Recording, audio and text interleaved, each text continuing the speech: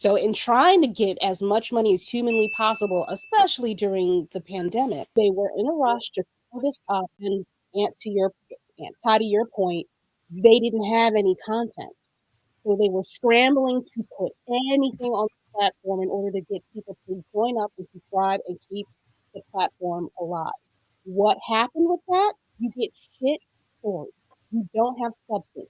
You don't have a plan past Avengers Endgame. You just know I need to keep this motherfucking streaming app going because this is the future. And if this shit fails, we are fucked. So Yes. that's how we the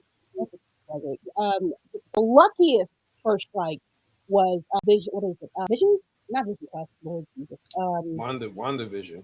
Vision. That was a good start, but nothing came of anything after that. I was not eating off of Captain America and Winter Soldier. Well, I mean, Loki was pretty damn good, and like Loki actually. You said it was good. It was Loki good. was No, hold on. Loki had great episodes. Yes. I would say 3 of the 6 episodes were great. 3 of them episodes was trash. Season 1, I'm just talking about season 1. 3 of them episodes was trash. When he's just sitting on the planet and they just, what are we going to do? Staring at each other. That shit was boring as hell to me. Not only that, but Loki wasn't even part of the opening year for the app. Loki nothing was except Mandalorian. Later? Only Mandalorian was really opening year. Yeah, but that's what I'm saying. I think the both of y'all are right. But the Marvel universe suffered because Disney was in a rush to get anything and everything out so that y'all would watch it. And that's where it suffered. That's where it's the fault of Disney for pushing out Marvel products before they were actually ready or before they had a 10-year plan. But when what is this man's name? Bob Iger. Or the old no. The first team of Marvel, the very first team, the guy that's in charge of the Mandalorian. Kevin Feige. Dave Filoni. No, John Favreau. Favreau had a 10-year fucking plan with that shit. He knew what he was doing. He had a plan. He had a much better plan than what Disney's got. He created one, but he didn't have, and it wasn't him. It was Joss Whedon, honestly. Because Joss Whedon was the architect of Marvel leading into the Avengers and into the Phase 2. And he was the one who had his fingers in everything. And you could see when there was a lot of continuity in Marvel because when they did Agents of S.H.I.E.L.D., that shit tied into the films at first. Marvel's problem is that they misjudged the television space. And to say that they had no competition is just really just calling Netflix a joke because they've been putting out superhero shows that were bangers for years. Comic book shows that's been bangers for years. The Sandman. I even like Sweet Tooth. Daredevil. They created Daredevil, Luke Cage, Jessica Jones, The Defenders. Yeah. They could recast Iron Fist. But everything else was...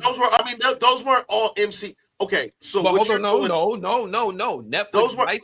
Netflix licensed those characters from Marvel. They were not part of the MCU. I was just about to say, that's exactly what I was going to say. Netflix people intentionally tried to make it so that they could work around the MCU without accidentally stepping on the toes of the MCU. That's why they never were referenced until Disney got the rights back to those characters when Netflix willingly let them expire. They didn't buy them back. They said, you can take them back. We only want the shit that we own. You're right. And that's what I was about to say. I wasn't, when I said that there was, and I was speaking Marvel, I wasn't speaking MCU. I was speaking Marvel versus DC. Yeah, I'm thinking Marvel Studios as a production company. They don't know how to do TV. The point that I was coming from when I said that there was no competition, there was no competition with Marvel. And then that's what I mean. And like the DC wasn't doing anything that was successful in a way that was all about the Arrowverse and the animation. Yeah, but I mean, like the Arrowverse was slapping, but it was on cable. I mean, and it wasn't the movies. It was the you don't hold things in the same category when it's not in a movie theater because the Umbrella Academy would be slapping too. But because it's not something that's in a movie theater, we don't consider it the same. We don't hold them on the same level. But Marvel was also putting out stuff that wasn't slapping either. I think that I don't think I'm gonna get any argument out of any of y'all if I say that we can all agree that at some point in time, Disney, as a Marvel producer, with the service of streaming in mind, did start to prioritize quantity over quality. I think that we can all agree on that. Yes, Right? but I think without context, that's not fair, because the real reason that they did that was because there was a pandemic that caused all of the stuff that was scheduled to go out when it was supposed to go out to get pushed back. And then what happened was, we as people sitting at home didn't have shit to watch. They knew that this was an opportunity to jump on the fact that people are not going to movies, they're staying at home, and we need to give them something and make money off of that. That is nothing wrong with that approach, because you are addressing a need. And that's what it was. There was nobody else doing nothing. That's what I'm saying. When the pandemic hit, there was nobody was going to the movies. More people were watching TV than ever before. And so that's why a lot of they started the right way. They started the right way. Like Kira said, WandaVision, especially between me and you, who had to be dragged to liking it, because we was like, what the fuck? Like the first 2-3 episodes, we was like, what the fuck is happening? And then we all collectively was like, oh my God. Like, the last episode, I was like, I love Lucy. The honeymooners. Like, come on, man.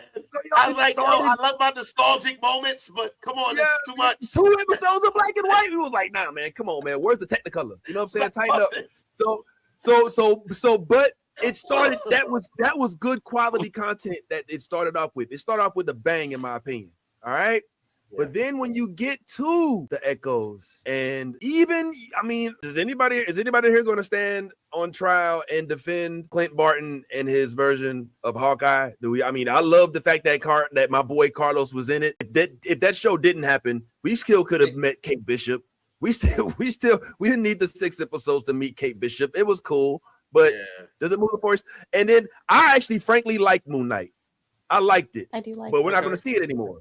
We're not going to see it anymore. I wasn't a huge fan. You know what I'm saying? But all of these projects, despite us liking or disliking them, have been forgettable because there's so many of them. You understand? That's not why. When Avengers come out, Infinity War, that don't come out every season. You got to wait 2-3 years for that. It's a big event. You know, I'm gonna tell you why these shows seem so forgettable. It's because we've had better. We've had the taste of what greatness is, and then when we see mediocre next to greatness, this shit stands out. When Daredevil came out, I don't think there's any argument that Netflix's interpretation of Daredevil is within the top 5 greatest superhero shows. And Punisher. And Punisher. And I didn't even get to Punisher. I'm just starting at Daredevil, right? Yeah. And then right, that's just where we're starting. And then they started giving us with bangers to back. We got Luke motherfucking Cage, yo. I enjoyed with Mahershala Ali. We got great villains. We got the hallway scene. We got Jessica Jones with the fucking Purple Man, giving us a villain that we've never even thought. Yo, I honestly